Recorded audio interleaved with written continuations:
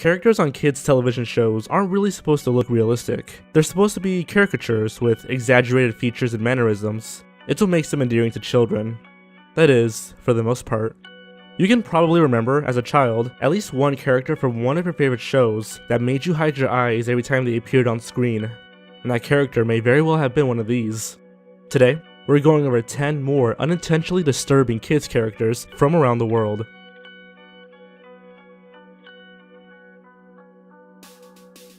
Lady Elaine from Mr. Rogers' Neighborhood. It's tough to imagine a more benign children's program than Mr. Rogers' Neighborhood, but you may recall that the jolly fellow who really wanted us to be his neighbor was fond of whisking us off to the neighborhood of make-believe, which was mostly populated with puppets. Aside from the friendly King Friday, Queen Saturday, and Prince Tuesday, there was an assortment of delightful characters, and one who wasn't quite as delightful. Whenever the storyline called for something resembling a villain, it would fall to Lady Elaine Fairchild. Why? Well, because unlike the other characters, Lady Elaine wasn't so friendly. Also unlike the other characters, she was really ugly and had a magic boomerang that could turn the whole kingdom upside down. Kids from certain types of households may also have recognized her flushed cheeks and rosy nose as an indicator of being constantly drunk. We're sorry if this has triggered any unpleasant memories for any of you and are starting to wonder just what kind of childhood Mr. Rogers had. Pob from Pob's Program. In the mid-80s, Pob's program aired for 2 seasons in the UK.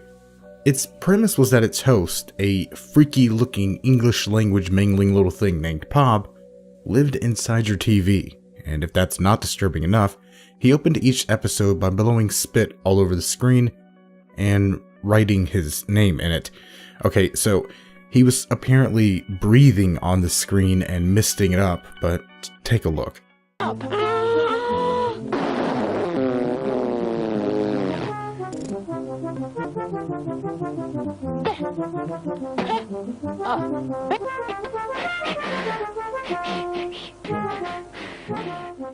Judging by the way he speaks and acts, Pob is not capable of knowing how condensation works, but is definitely capable of spitting all over things.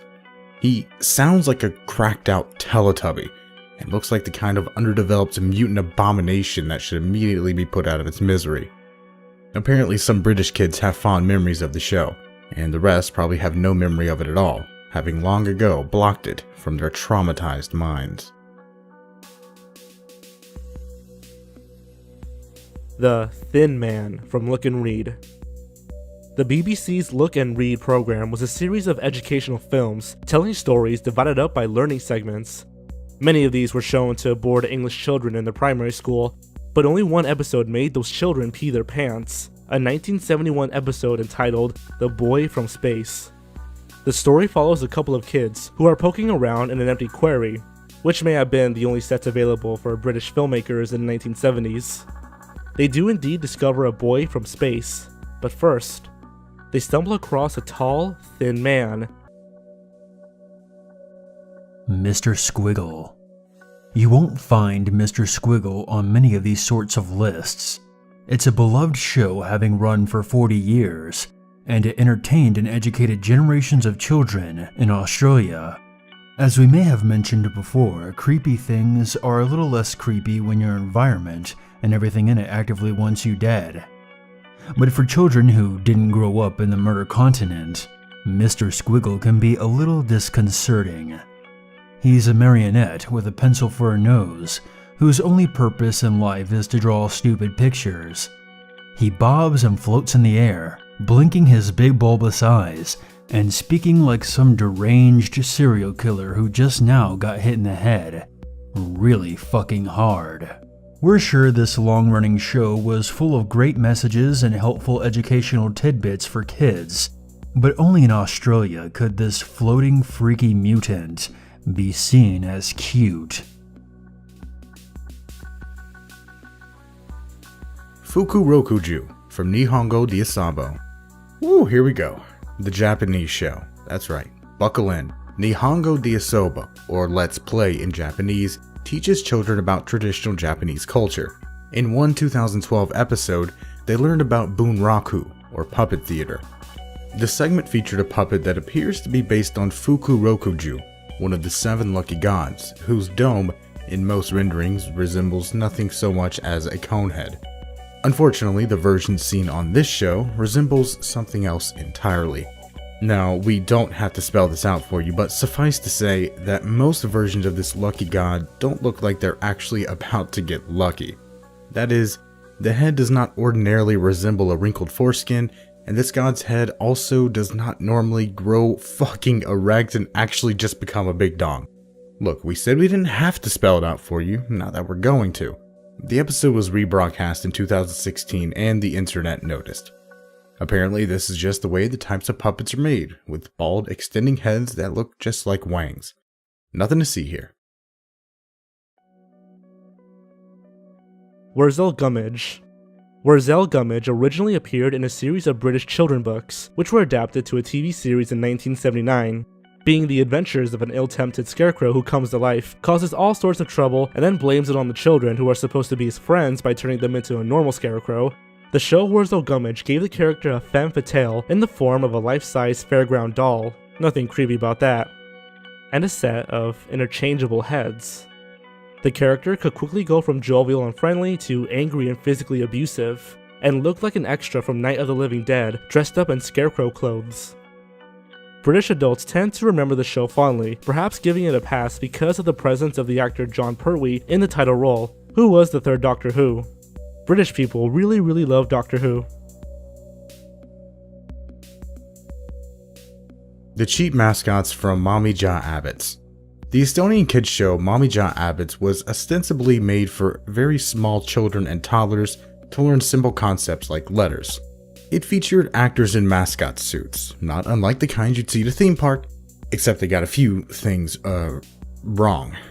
Okay, more than a few things. Really, they just took everything fun and endearing about mascots, sprayed it with the blood of a chicken under a new moon, and set it on fire. For one thing, the costumes look cheap, like salvaged from a dumpster cheap. The heads have no bottom halves, so we see the actors' human mouths poking out from under these things, which have eyes made of pure malevolence. They sing and dance in ways that can be politely described as awkward, and not so politely described as Buffalo Bill's wet dream. It all plays like a forced collaboration between Jim Henson and Jeffrey Dahmer, making it obvious to any child watching why these horrible things had to have human mouths. They're all the better to eat you with, my dear. All the better to eat you with. The Flying Face from Mullygrubs. And here we are in Australia again. Mullygrubs aired from 1988 to 1996 and featured animated and live-action segments of all sorts. Its one consistent feature was the random appearance of a disembodied face with a weird, squeaky and disturbing voice that says nonsensical things and frankly, just can't get the hell off the screen fast enough. I mean... Oh, thanks, Bernard. I think I'd like to be a frog today. Do you have glasses? He doesn't have glasses. Ribbit, ribbit. Ugh. The face was played by actress Diana Kidd, who is not at all terrifying, and whose voice doesn't sound like that. Her voice was actually run through a modulator to pitch it several octaves higher, because a floating headless face just wasn't creepy enough on its own. This appears to be part of a concentrated campaign by Australian children's television producers to raise children to respond to abject horror by giggling and having some more animal crackers. EC from Liftoff. Okay, so we really don't want to pick on Australia, but if they didn't want to be so heavily featured on a list of disturbing kid show characters, perhaps they can make a kid show or two that doesn't scare the crap out of us.